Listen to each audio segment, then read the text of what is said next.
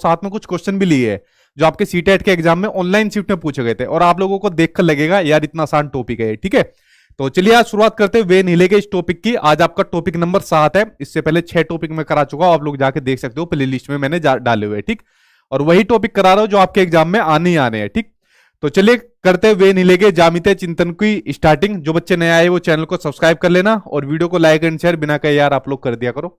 चलिए बात करते हैं वेन हिले की। देखिए अब इसकी थ्योरी तो बहुत बड़ी है। ठीक, तो पूरी डिटेल में तो हमको पढ़ने की जरूरत नहीं है, हमको वो चीज पढ़नी है जो हमारे एग्जाम में आनी है। और जो चीज आज की वीडियो के अंदर आपको बता रहा हूं इससे बाहर आपके एग्जाम में नहीं पूछा जाएगा। ठीक, चाहे तो आप लोग क्वेश्चन लगा के देख लेना। देखिए बात करते हैं वेन हिले के ज्योमेट्रिकल थिंकिंग की, ज्योमेट्रिकल रीजनिंग के बारे में, ज्यामितीय चिंतन के बारे में। अब देखिए इन्होंने जो सिद्धांत दिया था, ज्योमेट्रिकल रीजनिंग का सिद्धांत दिया था, जो थ्योरी दी थी, तो इस सिद्धांत में इन्होंने बताया था कि जो बच्चे होते हैं वो ज्योमेट्री को किस प्रकार से सीखते हैं। तो ज्योमेट्री को सीखने का जो तरीका होता है बेसिकली उसी तरीकों को इन्होंने अपने सिद्धांत के अंदर बताया था। अब देखिए चाहे मैं हूं चाहे आप लोग जो वीडियो देख रहे हैं, क्या हमें एक बार में ज्योमेट्री आ गई कि शेप्स क्या होती है, शेप्स की प्रॉपर्टीज क्या होती है, फॉर्मूले क्या क्या होते हैं? नहीं, एकदम नहीं आई। धीरे धीरे करके जैसे हमारी विकास होता गया, जैसे जैसे हम बड़े होते गए वैसे वैसे हमें चीजों का कंसेप्ट पता चलते गए। तो जैसे जैसे हमारा विकास हुआ है वैसे वैसे हमारी जो ज्योमेट्रिकल थिंकिंग है वो भी हमारी बढ़ती गई है। ठीक है, तो ये किस प्रकार बढ़ी है, किस स्टेज के अंदर आपको बच्चे को अंदर कौन सी चीज पता होती है, ये इन्होंने अपने सिद्धांत के अंदर बताया। और कई बार तो मतलब कितनी बार सीटेट के एग्जाम में सिर्फ इतना पूछा गया है कि जो ज्योमेट्रिकल रीजनिंग का जो थ्योरी है वो किसने दी थी? वेन हिले ने इस थ्योरी को दिया था, जिसमें इन्होंने बताया था कि बच्चा ज्योमेट्री को किस प्रकार से सीखता है। और जो प्रकार सीखने का मैंने आपको बता दिया, सीखने के लिए इन्होंने बताई थी 5 स्टेज बताई थी कि बच्चा 5 स्टेज के अंदर ज्योमेट्री को या ज्योमेट्री के जो कंसेप्ट होते हैं उनको सीख लेता है। ठीक है, अब इन 5 स्टेज के बारे में हम थोड़ा पढ़ेंगे डिटेल में, और ये चीज आपको समझनी है। बस ध्यान से कुछ लिखना विखना मत, कुछ भी बस समझते जाना, एक ही बार में आपके माइंड में फिट हो जाएगी। ठीक जी, मैं ठीक हूं, आई होप आप लोग सब ठीक होंगे। गुड इवनिंग सभी को, गुड इवनिंग भाई। ठीक, चलिए अब बात करते हैं इनकी स्टेज के बारे में। देखिए जो इनकी पहली स्टेज है, पहली स्टेज का नाम है आपका लेवल 0, जिसको बोला जाता है ये चाक्षुषीकरण है। ठीक है, चाक्षुषीकरण यानी विजुअलाइजेशन। अब देखिए मेरी बात को ध्यान से सुनना। स्टेज तो इन्होंने बताई थी 5 कि बच्चा जो ज्योमेट्री का कंसेप्ट होता है, जो ज्योमेट्री होती है उसको कैसे कैसे किस स्टेज में कितना सीखता है, लेकिन लेवल हो गए वो 4। अब 4 कैसे हुए? लेवल 0 से इन्होंने स्टार्ट करी। अब भाई 5 स्टेज है, 5 स्टेज में लेवल 0 1 2 3 4, तो स्टेज 5 हो गई, लेकिन लेवल आपके 4 तक है। ठीक है, तो यहां पर कंफ्यूज बिल्कुल मत होना, बच्चे बहुत कंफ्यूज हो जाते हैं। स्टेज 5 बताइए, लेकिन लेवल 0 से शुरू है तो लेवल आपके 4 होते हैं। ठीक, तो जो आपकी पहली स्टेज है यानी जो आपका लेवल 0 है उसका नाम है आपका चाक्षुषीकरण, जिसको विजुअलाइजेशन के नाम से बोला जाता है। आप लोग इसके नाम से समझ रहे हो, विजुअलाइजेशन मतलब जब देखकर कोई चीज की जाती है। इसमें बच्चा क्या काम करता है, कोई भी शेप्स हो गया, कुछ भी चीज होगी, उसको देखकर उनकी इमेज बना लेता है अपने माइंड के अंदर, और उसी के अकॉर्डिंग उन चीजों का क्लासिफिकेशन भी करता है, यानी कि उनका वर्गीकरण भी कर लेता है, देखकर करता है। इसमें आप बच्चों से कहोगे कि बेटा ये क्या है, तो बच्चा कहेगा कि सर ये तो समोसा है। आप बच्चों से कहोगे बेटा ये क्या है, उसको कोई शेप दिखाओगे, बच्चा कहेगा कि सर ये तो पार्ले जी का बिस्कुट है। ठीक है, तो कोई भी शेप्स आप बच्चों को दिखा दो तो देखने के बाद बच्चा उनका क्या काम करता है, उसी के अकॉर्डिंग उनका क्लासिफिकेशन करता है। गोल चीज दिखाओगे रोटी बताएगा, ठीक है, त्रिभुजाकार शेप दिखाओगे तो आपका समोसा बताएगा।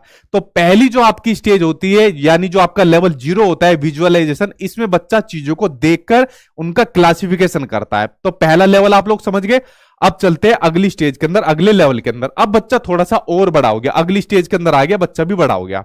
तो जो अगला लेवल है या अगली स्टेज है तो ये है आपका लेवल 1। लेवल 1 का नाम है आपका विश्लेषण यानी कि एनालिसिस के नाम से इसको जाना जाता है।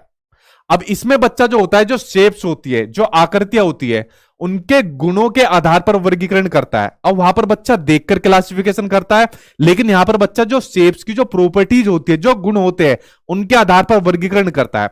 अब बच्चों को 2 शेप दिखा दी, जैसे मान लीजिए स्क्वायर और रेक्टेंगल दिखा दिया। अब बच्चा यहां पर इनकी प्रॉपर्टीज के आधार पर इनको अलग करेगा कि भाई जो स्क्वायर होता है उसकी तो चारों साइड इक्वल होती है, और जो आपका रेक्टेंगल होता है उसकी आमने सामने की साइड इक्वल होती है।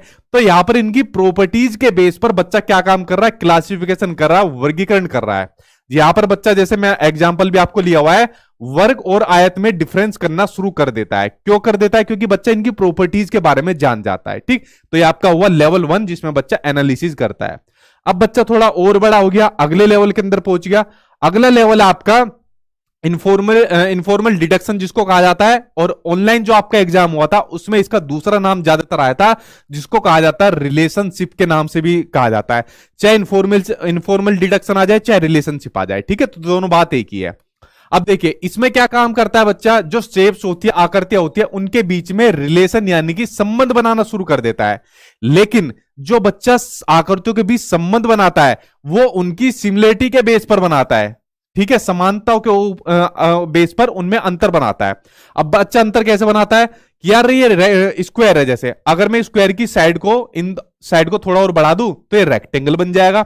यार जो स्क्वायर और रेक्टेंगल होते हैं इनके जो एंगल होते हैं, कोण होते हैं, दोनों के आपके 90 डिग्री होते हैं, ठीक है। तो इस आधार पर बच्चा सिमिलरिटीज के बेस पर उनमें संबंध बनाना आपस में शुरू कर देता है, ठीक है। तो ये बात हो गई आपके किस में, इनफॉर्मल डिडक्शन, या फिर आप लोग इसे रिलेशनशिप के नाम से भी जान सकते हो। यहां तक समझ में आ गया। बेसिकली प्राइमरी में ज्यादातर यही तक यूज किया जाता है। उसके बाद देखते हैं, अब बच्चा थोड़ा और बड़ा हो गया, ठीक। इसमें बच्चा क्या काम करता है, वैसे जो दो आपकी स्टेज बची है ये इतनी एग्जाम में आती नहीं है, बस इनके नाम आते हैं, लेकिन एक बार मोटी मोटी नजर डाल लो। अब हो गया आपका बच्चा लेवल 3 के अंदर। इसमें बच्चा क्या काम करता है, इसको कहा जाता है फॉर्मल या डिडक्शन के नाम से। इसमें बच्चा जो शेप्स होती है उनके फॉर्मूले ढूंढना शुरू कर देता है। अब बच्चा सभी के बारे में जान गया, जैसा आप लोगों को मैं रेक्टेंगल और स्क्वायर ही बताता आ रहा हूं, तो जैसे रेक्टेंगल और स्क्वायर है तो बच्चा अब इनके फॉर्मूले के बारे में भी जान जाता है कि रेक्टेंगल का फॉर्मूला होता है लेंथ इनटू ब्रेथ, अगर एरिया निकालना हो। अगर पेरीमीटर निकालना हो तो 2l+b होता है, ठीक है। उसी तरीके से इसका निकालना हो तो आपका साइड स्क्वायर होता है, पेरीमीटर का होता है आपका 4a होता है। तो बच्चा यहां पर फॉर्मूले ढूंढने शुरू कर देता है आकृतियों के। जो आपका आखिरी स्टेज है यानी जो आपका लेवल 4 है, जिसको कहा जाता है आपका दृढ़ता या फिर रिगर या फिर एक्जियोमेटिक। ऑनलाइन एग्जाम में सबसे ज्यादा इस नाम से जाना गया था, एक्जियोमेटिक की। यह आपका सबसे ऊपर का लेवल होता है आपका। इसमें बच्चा अपने ज्यामितीय चिंतन के अकॉर्डिंग खुद से चीजें बनाना शुरू कर देता है। जितनी चीजें उसने अभी तक इससे पहले के लेवल में सीखी थी उनके बेस पर उनको यूज करके अपने क्या है ज्यामितीय चिंतन के अकॉर्डिंग खुद से भी चीजें बना लेता है, खुद से भी कंसेप्ट बना लेता है। तो फ्रेंड्स देखिए इनकी 5 स्टेज थी। 5 स्टेज के अंदर आप लोगों ने देखे लेवल 4 तक थे, 0 से लेकर 4 तक। उसके अंदर मैंने आपको बता दिया कि भाई पहले में क्या काम करता है, दूसरे में क्या काम करता है, तीसरे में क्या काम करता है। शुरू के 3 बड़े महत्वपूर्ण है, इसके बाद के तो 2 के सिर्फ नाम आते हैं। तो आप लोग समझ गए, ये है वेन हिले की आपकी ज्योमेट्रिकल थिंकिंग का कंसेप्ट, ज्योमेट्रिकल थिंकिंग की थ्योरी। बस इतना ही जानना आपके लिए जरूरी था। अब देखिए वैसे मैंने कुछ सीटेट के क्वेश्चन भी लिए जो आपके ऑनलाइन एग्जाम में पूछे गए थे। अब आप लोग खुद देखना, इनको आंसर बताने की मुझे लगता नहीं आपको जरूरत पड़ेगी, बिल्कुल चुटकियों में आंसर निकलेंगे। बहुत सिंपल ये टॉपिक है लेकिन आपके एग्जाम में आता है। अब चलो भाई मेरे साथ इनका आंसर निकालो, अब देखना कितनी इजीली तरीके से आपके आंसर निकलेंगे। देखिए आज बच्चे लाइव कैसे इंडिया पाकिस्तान मैच में लगे होंगे, है ना? 8 बजे से मैच है ना मेरे ख्याल से। चलो ठीक है, कोई बात नहीं, मैच देख लो उसके बाद देख लेना वीडियो। देखिए पहला क्वेश्चन सामने आपकी स्क्रीन पर आ गया कि निम्नलिखित में से किसका नाम ज्यामितीय विकास के एक मॉडल से जुड़ा है जो बच्चों की ज्यामितीय तर्क के स्तरों का वर्णन करता है। बिल्कुल सिंपल बात पूछ रहा है। ज्योमेट्रिकल थिंकिंग का जो आपका थ्योरी है वो किसने दी थी? तो किसने दी थी? वेन हिले ने ये आपकी थ्योरी दी थी। आंसर आपका निकल कर आ गया। ये इतना सिंपल क्वेश्चन कई शिफ्ट में पूछा गया और कई के बार पूछा गया, ठीक। तो पहला क्वेश्चन आपका आंसर निकल गया। अब बात करते हैं आपके दूसरे क्वेश्चन के ऊपर। दूसरा क्वेश्चन आपको दिया है, निम्नलिखित में से कौन सा वेन हिले के ज्यामितीय तर्क के सिद्धांत का चरण यानी कि लेवल नहीं है? अब इनके लेवल कितने थे? 0, 1, 2, 3, 4 तक लेवल थे। और क्या क्या नाम थे उनके? पहले नंबर पर आपका विजुअलाइजेशन था, ये भी होता है। कॉन्क्रीट ऑपरेशन क्या मैंने आपको पढ़ा है? नहीं पढ़ा है। एनालिसिस भी बताया था, एक्जियोमेटिक भी आपको बताया था, ठीक है। तो आपका कॉन्क्रीट ऑपरेशन नहीं होता है।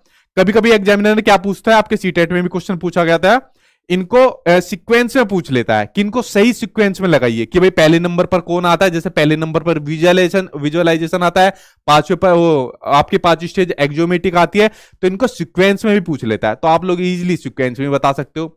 अगला क्वेश्चन देखते हैं। अगला क्वेश्चन देखिए आपके एग्जाम में क्या पूछा गया था। अगला क्वेश्चन आपको दिया हुआ है कि एक 5वीं क्लास की छात्रा द्विमीय आकृतियां यानी जो आपकी 2D शेप्स होती है, जैसे आपकी स्क्वायर हुई, रेक्टेंगल हुई, सर्कल हुई, ये आपकी 2D शेप्स होती है।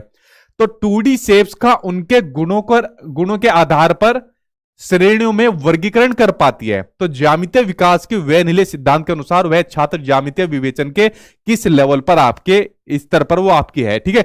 2D शेप के बारे में उनके गुणों के आधार पर वर्गीकरण कर पाती है। जैसे मैंने आपको शुरू में ही बताया था, रेक्टेंगल और स्क्वायर इनके गुणों पर आधार पर इनका वर्गीकरण कर दिया कि भाई इसमें तो आमने सामने की साइड इक्वल होती है, इसमें सभी साइड इक्वल होती है। तो कौन सा लेवल था आपका? वो लेवल था आपका एनालिसिस था। ठीक, आंसर आपका क्या हो जाएगा? फर्स्ट आंसर आपका सही हो जाएगा। अगले को ऊपर बात करते हैं। अगला क्वेश्चन देखिए क्या दिया हुआ है। अगला क्वेश्चन वेन हिले से जुड़ा हुआ जो आपके एग्जाम में आया कि वेन हिले के सिद्धांत के अनुसार जो ज्यामितीय चिंतन था उसके बारे में सही स्टेटमेंट कौन सा है। अब देखिए कितना सिंपल पूछा है। पहला है visualisation is the most basic level, कि विजुअलाइजेशन सबसे बेसिक लेवल है। बिल्कुल सही बात है। जो पहला ही लेवल था वही क्या था? आपका विजुअलाइजेशन था, जिसमें बच्चा देखकर क्लासिफिकेशन करता है चीजों का। ठीक है, तो आपका पहला बिल्कुल सही है।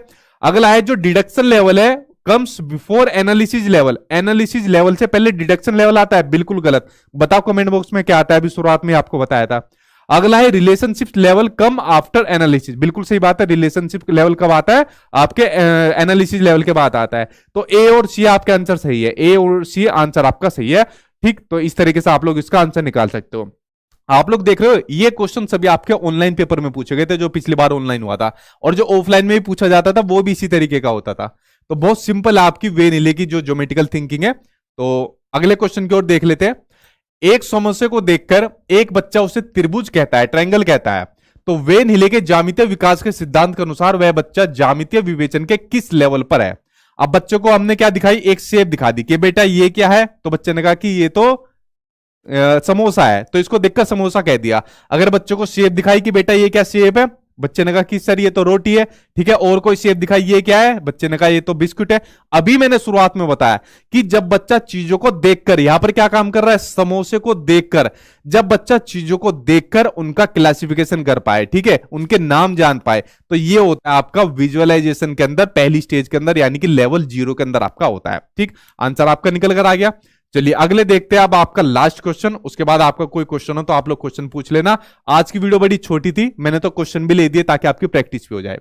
अगला क्वेश्चन आपको दिया हुआ है कि निम्नलिखित में से कौन सा वेन हिले द्वारा दिए गए ज्यामितीय विवेचन के लेवल की विशेषता का लक्षण नहीं है। जो इन्होंने लेवल बताए थे इनकी विशेषताओं का लक्षण कौन सा नहीं है। पहला है एक्सपीरियंस डिपेंडेंट, देखिए अनुभव आश्रित, ये तो बिल्कुल होती है इसकी विशेषता।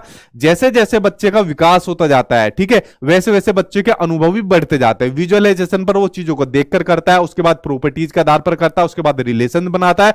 तो जैसे जैसे बच्चे का अनुभव बढ़ता जाता है वैसे वैसे ज्योमेट्रिकल थिंकिंग को समझता जाता है। तो अनुभव तो बड़ा महत्वपूर्ण फैक्टर होता है। ठीक, ये तो बिल्कुल सही है। विकासात्मक, ये भी सही है, जैसे जैसे बच्चे का विकास होता जाएगा वैसे वैसे ज्योमेट्रिकल जो कंसेप्ट होते हैं उनको सीखता जाएगा। अगला होता है अनुक्रमिक यानी सीक्वेंस में, बिल्कुल सही बात है। जो ज्योमेट्रिकल थिंकिंग के जो आपके कंसेप्ट दिए थे वेन हिले ने, वो एक सीक्वेंस के अंदर है। ये नहीं है कि विजुअलाइजेशन के बाद सीधा एक्जोमेट्रिक आपका आ जाएगा। ठीक है, तो आपके बिल्कुल क्या है? सीक्वेंस है आपके। तो ये भी बिल्कुल सही बात है। तो बचा ही क्या? एज डिपेंडेंट आपके नहीं होते, आपके पहले दूसरे तीसरे सही है। ये आपका फोर्थ आंसर ही सही हो जाएगा क्योंकि इसमें पूछा है कौन सा नहीं है। तो फ्रेंड्स ये आपकी वेन हिले की थ्योरी थी। आप लोगों ने देखा कितना सिंपल तरीके से मैंने आपको बताया, और जो शुरुआत में मैंने आपको वेन हिले की थ्योरी पढ़ाई है जितना सिंपल वे में, आई थिंक आपको कहीं भी देखने को नहीं मिलेगी। तो यही चीज आपके एग्जाम में आनी है। मैंने आपको क्वेश्चन भी करा के दिखा दिए कि क्वेश्चन भी कितने सिंपल आते हैं। तो फ्रेंड्स आज आपका टॉपिक खत्म हो गया। जल्दी मिलता हूं आपको नेक्स्ट टॉपिक के अंदर, और कल आपको ठीक मिलता हूं 8 PM आपको आपकी क्लास के अंदर। बाकी आपका कोई क्वेश्चन हो